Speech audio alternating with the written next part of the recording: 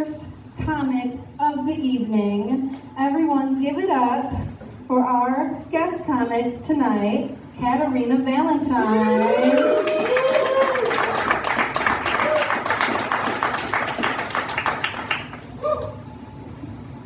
What's up, everybody? I think the most surprising thing about the whole Luigi Mangione saga was how many people were genuinely surprised that he shot a CEO. You know what I mean? Like, there was all these people acting like, oh, how could he? And but in the middle of Midtown, that means none of us are safe. And it's like, and then the rest of us were like, it's that easy? It's really that easy? Like, I just gotta be there while he there, and that's it? Like, there's no extra guy or nothing? Damn, okay, let me take notes. And then, similar thing, because it's like, Charlie Kirk got shot, and it's like, that was, what, 200 feet? I'm like, so I just gotta get within 200 feet of my target, and what you're saying is, I could change a little bit of the world? Like, I could be the one that not misses this time? All right. You're telling me I could be the non-psyop? Is that easy? But, nah, because the thing about CEOs is, for the longest time, they didn't try to also be people. It's only recently that, for some reason, they also want to try to be cool and likable. You know what I mean? And the only CEOs I know, because think about it, the only people I know off the top of my head, like, the names of the people that own a company are people that are always getting in trouble. You know what I mean? Like, it's like Mark Zuckerberg, Elon Musk, and Sam Altman. Like, you know what I mean? Like, I guess Bill Gates kind of now, because he's a pedophile, but, like, that's... I didn't know that until recently. Like, you know what I mean? Like, if you ask me, for example, who the CEO of, like, Marriott is, I don't know. He's not in trouble. Like, you know what I mean? Like, I don't know who these people are. But apparently all you gotta do is Google who they are and just wait for them to be going for a walk. Like, that's all it takes for us to take the country back. So, think about that. Because listen, the thing that even inspired me to talk about this was, so I had 2 buses not show up today, so I spent $40 on Ubers to go to and from work. Something that normally cost me $4, now costs me 10 times as much, and I have this rage built up inside of me that I don't know where to put it, but if any of you know who's in charge of the NFTA, let me know. I'll go and talk to them real quick and see if the buses run on time now.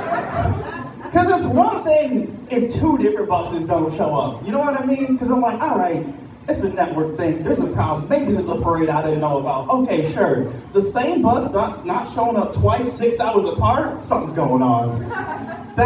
Did he call off work? There's no backup? I'm like, you know what? Give me the robot bus, all right? The robot will show up at least, okay? I'll get in the, wait, hold on. What's the name of that company? Don't tell me. Waymo. I'll get in the Waymo bus, all right?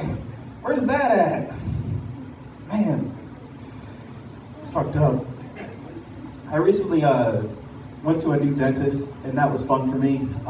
Going to the dentist as an adult was kind of crazy, because I'm like, there's a whole person just in my mouth. You know what I mean? Like this, like as a kid, like things happen to you and you're just like, I guess we're doing this. But as an adult, I'm like, it's weird that I'm letting a grown person put their fingers in my mouth like this. You know what I mean? Like it is odd.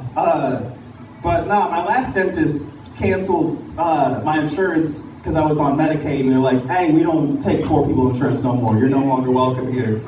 But the other location on Elmwood, they take your poor ass insurance. And I'm like, yo, fuck you. So I didn't have a dentist for a little bit. I went back, and every dentist always tells you the same thing. Like, honestly, you have pretty good teeth. Like, you know, they're pretty healthy or whatever. And I'm like, you know, I don't think about it, but they must see some real horror shows. There's some people with some real bad teeth. So when I come in thinking, oh, woe is me, I got a little staining on my teeth, I'm like, you know, the big deal. And I'm like, no, that's fine. Space is good. And so she was like, you got a little bit of staining. I can clean it off for you if you want. So I got this tool, and it is just water and a little bit of, like, you know, vibrational pressure. I'm like, all right, sure, whatever. So she starts using this thing in my mouth, and I was like, ooh, this does feel like they turned the hose on my mouth. Like, you know what I mean? Like, I was, okay, during the civil rights era, They turned the hoses on black people. Anyways, Jesus Christ. Fuck. I thought that was so funny. So yeah, she's like power washing my mouth. And anytime she did touch my gums, I was like, oh no, like that. Like I was like, And she's like, are you okay? And I'm like, As that little tear starts to build up on the side of my head. And I'm like, it's fine, because I can get through this, because honestly, I had full body laser done, and it's way worse when she's got a laser in your asshole. You know what I mean? So I can get through that, get through this little sandblasting. They look nice though. She did a good job. I'm proud of her.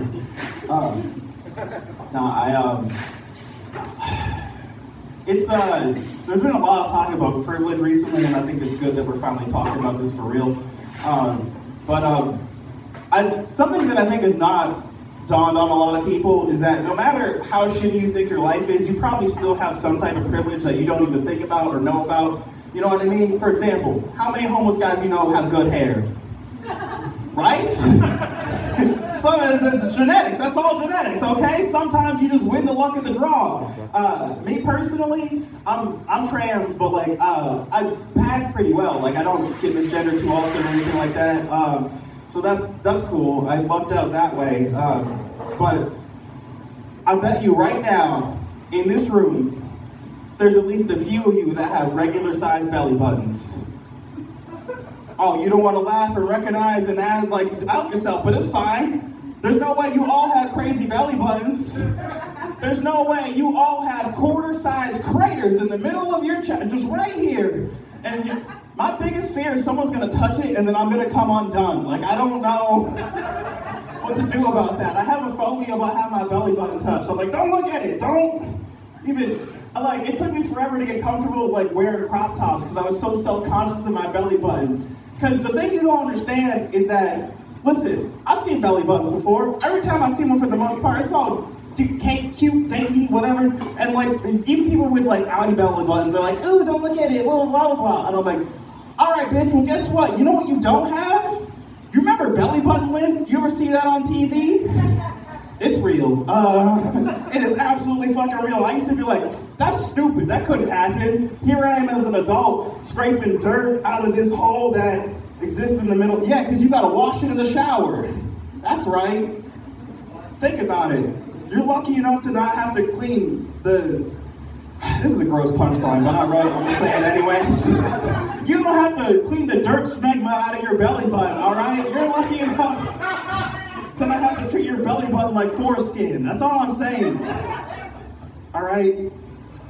So go home and be thankful that you have a normal sized belly button. All right, I'm done. Goodbye.